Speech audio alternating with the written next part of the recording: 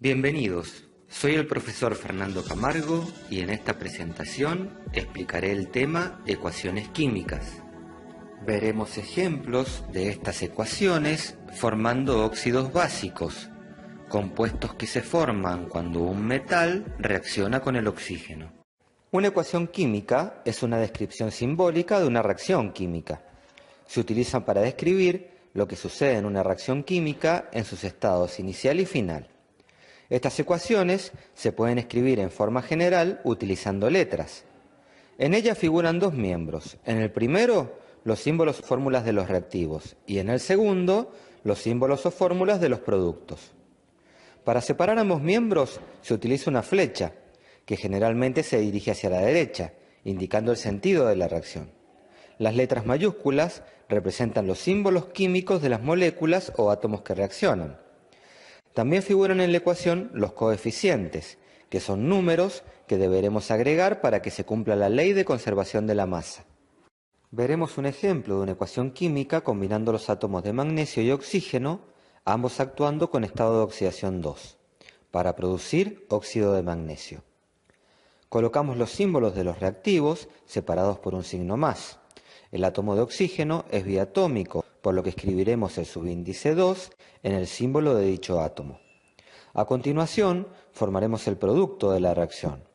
Para ello, escribiremos primero el símbolo del metal, por tener estado de oxidación positivo, seguido del símbolo del no metal, por tener estado de oxidación negativo. Luego intercambiamos los estados de oxidación y, de ser posible, simplificamos los subíndices. Solo en el caso de que el subíndice de alguno de los átomos sea el número 1, no se escribe en la ecuación química. Vamos a hacer una excepción escribiendo el subíndice 1 para entender mejor el balance de masas. Para lograr dicho balance, colocaremos los coeficientes. La cantidad de cada tipo de átomo en el miembro izquierdo, reactivos, debe coincidir con la cantidad de cada tipo de átomos en el miembro derecho, productos. En el caso de que el producto sea un óxido, comenzaremos balanceando el átomo de oxígeno. Debemos tener en cuenta que los coeficientes que agregamos se multiplican por los subíndices para obtener la cantidad de átomos. En el miembro de los reactivos encontramos 2 átomos de oxígeno, mientras que en el miembro de los productos encontramos un átomo de oxígeno, por lo que éste se encuentra desbalanceado. Tendremos que agregar el coeficiente 2 delante de la molécula del óxido. Si multiplicamos el coeficiente agregado por el subíndice del oxígeno, en el miembro derecho tendríamos 2 por 1, 2 átomos de oxígeno. La misma cantidad de átomos de oxígeno que observamos en el miembro izquierdo.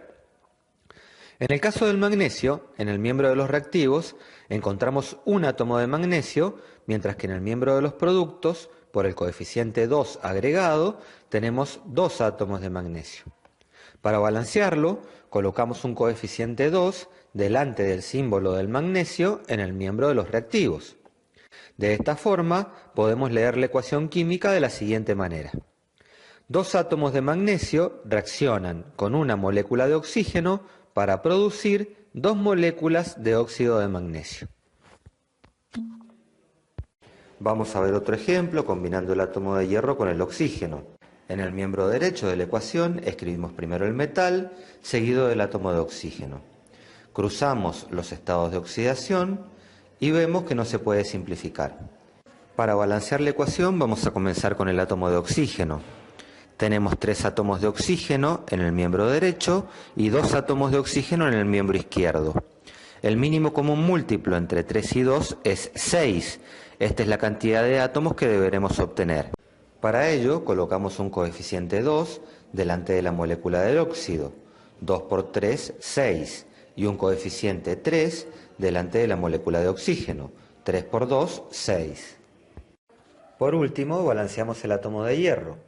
En el miembro izquierdo tenemos un átomo de hierro y en el miembro derecho 2 por 2 es 4, por lo tanto tenemos 4 átomos de hierro. Para balancearlo debemos agregar un coeficiente 4 delante del átomo de hierro en el miembro de los reactivos. Para nombrar los óxidos básicos existen 3 nomenclaturas diferentes: la nomenclatura tradicional, la nomenclatura numeral de Stock y la nomenclatura por atomicidad. En las dos primeras debemos observar el estado de oxidación del elemento que acompaña al oxígeno. Para nombrar por atomicidad, debemos observar los subíndices de cada uno de los átomos en la molécula. Los elementos químicos presentan diferentes estados de oxidación. Dichos estados podremos encontrarlos en la tabla periódica o en tablas como las de la figura. La denominación de óxidos básicos mediante la nomenclatura tradicional presenta dos reglas. La primera enuncia que si el metal que se oxida presenta un solo estado de oxidación, como en el caso de los elementos que podemos observar en la tabla, se antepone la palabra óxido al nombre del metal. Por ejemplo, óxido de aluminio, óxido de zinc, óxido de plata. La segunda regla enuncia que si el metal que se oxida presenta dos estados de oxidación, como los elementos que se presentan en esta tabla, se agrega al nombre del elemento el sufijo oso para el menor estado de oxidación e ico para el mayor. Por ejemplo, si queremos nombrar los óxidos que forma el hierro, observamos que presenta estados de oxidación 2 y 3. La raíz del nombre en latín del elemento es fer. Cuando el hierro actúa con estado de oxidación 2, produce el óxido ferroso. Cuando actúa con estado de oxidación 3, produce óxido férrico.